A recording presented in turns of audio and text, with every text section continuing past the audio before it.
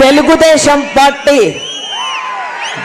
జాతీయ అధ్యక్షులు మా కాబోయే ముఖ్యమంత్రి వర్యులు నారా చంద్రబాబు నాయుడు గారికి ఈ కార్యక్రమానికి విచ్చేసిన పాణ్యం నియోజకవర్గంలోని తెలుగుదేశం పార్టీ నాయకులకు కార్యకర్తలకు, జనసేన పార్టీ నాయకులకు కార్యకర్తలకు, బీజేపీ పార్టీ నాయకులకు కార్యకర్తలకు, తెలుగుదేశం పార్టీ పాణ్యం నియోజకవర్గంలోని కుటుంబ సభ్యులందరికీ, సోదర సోదరీమణులందరికీ నా హృదయపూర్వక నమస్కారాలు తెలియజేస్తా ఉన్నా.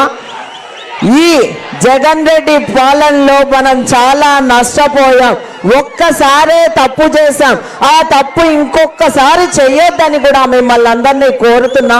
మన రాష్ట్రం ఇప్పటికే 20 ఏళ్ళు వెనక్కి పోయింది. మళ్ళీ మన రాష్ట్రం గాడిలో పెట్టాలంటే విజన్ ఉన్న నాయకుడు, మహిళల ఆశాజ్యోతి, యువత ఆశాజ్యోతి అయిన నారా చంద్రబాబు నాయుడు గారు ముఖ్యమంత్రి అయితేనే మన రాష్ట్రానికి మళ్ళీ పూర్వవైభవం వస్తుంది. మీకు అందరికీ తెలుసు, ఈ జగన్ రెడ్డి పాలనలో అన్ని వర్గాల ప్రజలు ఈరోజు నష్టపోవడం జరిగింది. రైతులైతేనేమి, యువత అయితేనేమి, మహిళలైతేనేమి, ఒక్కరేమి ఉద్యోగస్తులైతేనేమి ప్రతి ఒక్కరూ నరకం చూస్తూ ఉన్నారు. ఎప్పుడు ఎలక్షన్స్ వస్తాయా, ఎప్పుడు తెలుగుదేశం పార్టీని అధికారంలోకి తెచ్చుకుందామా, నారా చంద్రబాబు నాయుడు గారిని ముఖ్యమంత్రి చేసుకుందామా అని రాష్ట్ర ప్రజలంతా ఎదురు చూస్తూ ఉన్నారు. అంతేకాకుండా గతంలో మన పాణ్యం నియోజకవర్గంలో చంద్రబాబు నాయుడు గారు ముఖ్యమంత్రిగా ఉన్నప్పుడు మనకి ఓర్వకల్లు మండలంని ఇండస్ట్రియల్ హబ్గా చేసి ఎన్నో పరిశ్రమలు తీసుకొచ్చిన ఘనత చంద్రబాబు నాయుడు గారిది. ఈరోజు మన కర్నూలులో ఎయిర్పోర్ట్ ఉందంటే దానికి కారణం చంద్రబాబు నాయుడు గారు. అంతేకాకుండా మనకి ఈరోజు సోలార్ పవర్ పార్క్ వచ్చిందంటే దానికి కారణం చంద్రబాబు నాయుడు గారు. DRDO అయితేనేమి, అలాగే జైరాజ్ ఇస్పాత్ ఉక్కు పరిశ్రమ అయితేనేమి ఎన్నో పరిశ్రమలు తీసుకొచ్చి ఈరోజు మన యువతకు ఉద్యోగ ఉపాధి అవకాశాలతో పాటు మన పొలాల రేట్లు కూడా బాగా తీసుకొచ్చిన ఘనత నారా చంద్రబాబు నాయుడు గారిది. ఈ ప్రభుత్వం వచ్చిన తర్వాత ఒక్క పరిశ్రమ వచ్చిందా మన ఓర్వకల్లికి? మన ఓర్వకల్లి ఇండస్ట్రియల్ హబ్. అంతేకాకుండా కేంద్రం కూడా నోడుగా ప్రకటించింది. కేంద్రం నుంచి ఒక్క పైసా నిధులు కూడా తెప్పించలేకపోయినారు. అంతేకాకుండా ఈరోజు మేము ఒకటే కోరుతా ఉన్నాం, మళ్ళీ మీరొస్తేనే మా నియోజకవర్గం ప్రగతి పదంలో నడుస్తుంది.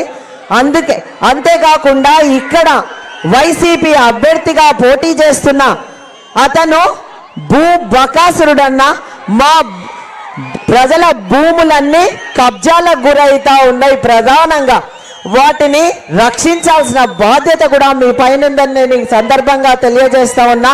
సెంటు స్థలాలు వదిలిపెట్టడం లేదు, ఎర్రమట్టి వదిలిపెట్టడం లేదు, భూములు వదిలిపెట్టడం లేదు.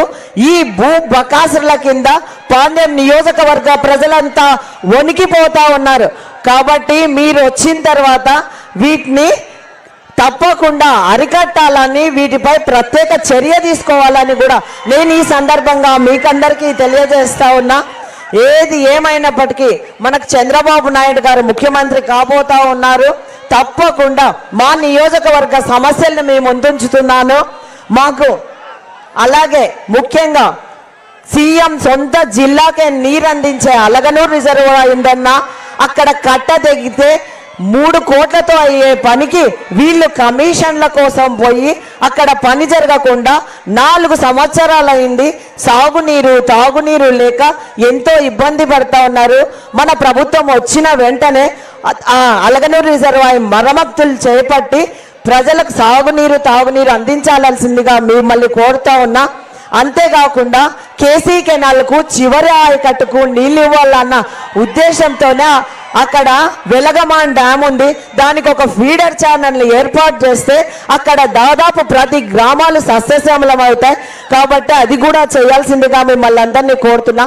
ముఖ్యంగా మాకు ఈ 16 వార్డులు మాకు ఈ కర్నూలు పట్టణంలో మాకు పాణ్యం నియోజకవర్గంలోకి వస్తాయి. ఈ 16 వార్డులకు రోజు నీళ్లు రావడం లేదు. 2 రోజులకు ఒకసారి నీళ్లు వస్తాయి. ఆదాయం అంతా మాకు కార్పొరేషన్కు మా వార్డుల నుంచే ఉంది.